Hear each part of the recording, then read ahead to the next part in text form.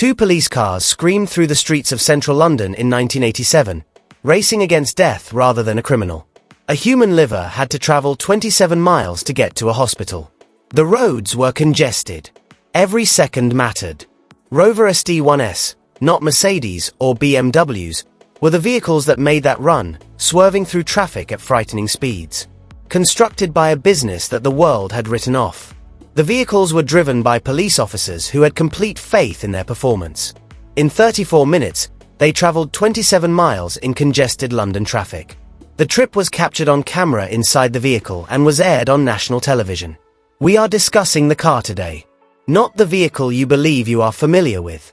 The actual one, inspired by a Ferrari, covertly more powerful than its manufacturers ever acknowledged, trusted by the police, abandoned by a prime minister, and constructed inside a plant that was subtly ripping Britain apart, won Europe's top automotive accolade.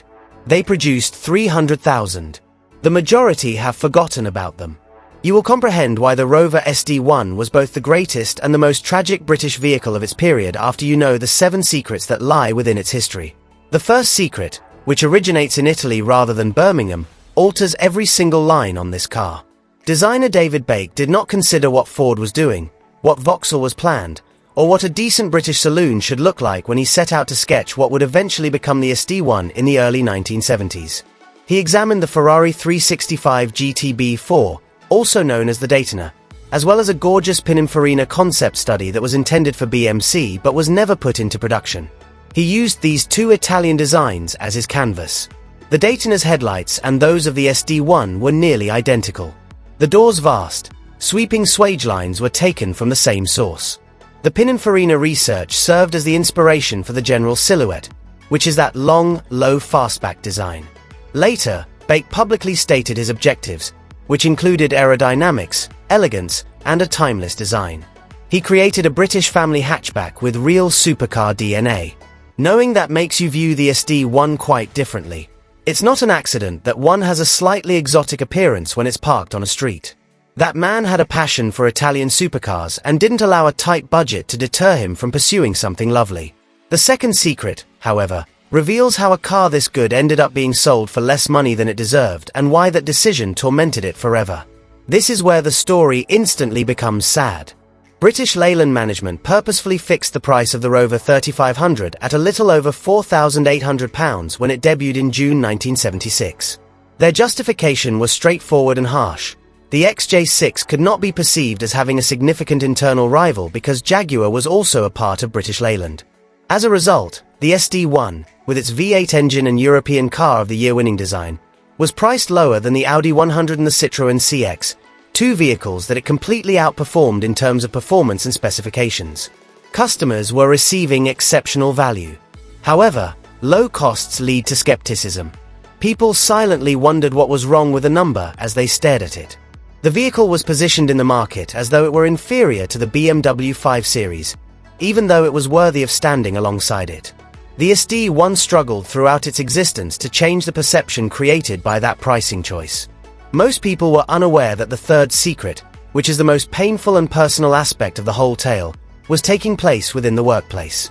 After British Leyland was saved from bankruptcy in 1975, government funds were used to build a brand new Solihull facility exclusively for the SD1, which was intended to produce 140,000 cars annually.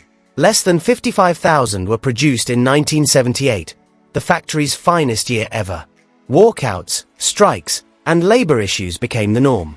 Cars with mismatched paint, improperly fitting panels, and interior trim that deteriorated more quickly than it should have were off the assembly line. The SD1's engineers were truly gifted individuals.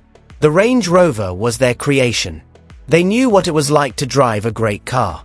However, they had little control over what transpired as the vehicle went along a production line manned by irate, underpaid employees working for a business that was clearly having difficulty surviving. It wasn't a design flaw that caused the quality issues. The car that suffered was one that deserved much better. It was a human failing, the result of an industry under intolerable pressure. Because it demonstrates how clever thought may be concealed in plain sight. The fourth secret is the one that makes engineers smile. The SD1's dashboard was a single mold component that could be used with both left-hand drive and right-hand drive variants of the vehicle without requiring any structural changes. An air vent occupied the same opening where the steering column entered the dashboard on one side. The instrument binnacle was an independent pod that could be attached to the appropriate side. It was costly and difficult to produce two completely distinct dashboard assemblies for different markets in the days before computer-aided manufacturing. Rover came up with a single, elegant answer to the issue. Drivers sat in front of what appeared to be a well-thought-out, contemporary cockpit. They were unaware that they were taking advantage of one of the most beautifully straightforward cost-cutting concepts in British automobile engineering. There was no compromise on that dashboard. It was a work of practical art disguised as standard interior design. The narrative now takes a different turn as the fifth secret is revealed on a racing circuit rather than a road, and it completely alters your perception of the car's capabilities. The high-performance SD1, known as the Rover Vitesse, was given to Tom Walkinshaw Racing and entered the European Touring Car Championship by the early 1980s. The BMW 635 CSI, Volvo 240 Turbo, and Alfa Romeo GT V6 were among the well-funded and competitive vehicles. These weren't easy pickings. Nevertheless, the Vitesse defeated them. In 1983, Steve Sopper and René Medge took home the RAC Tourist Trophy. Then, in 1984, Andy Rouse won the British Touring Car Championship in a Vitesse. Against German, Swedish, and Italian technology, the automobile that Britain had made fun of for its unreliability was winning championships. The Vitesse was described by Motor Magazine as a poor man's Aston Martin, and it drove like one on a racecourse.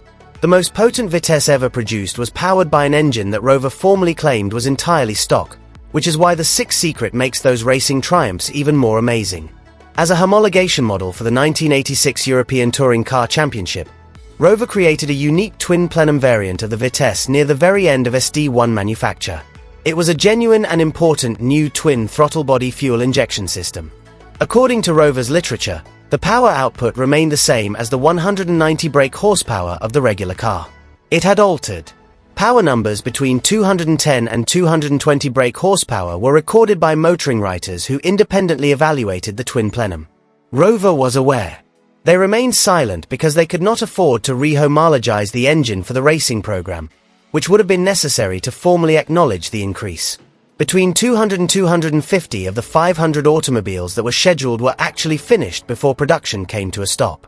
The best of those vehicles may fetch over £20,000, making them among the most sought-after British classics from the 1980s.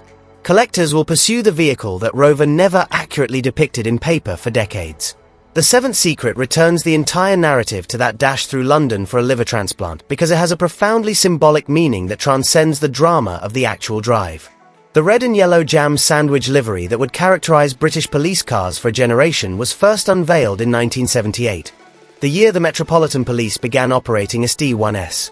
These were the vehicles that the general public saw on highways. They stood for authority, speed, and the rule of law.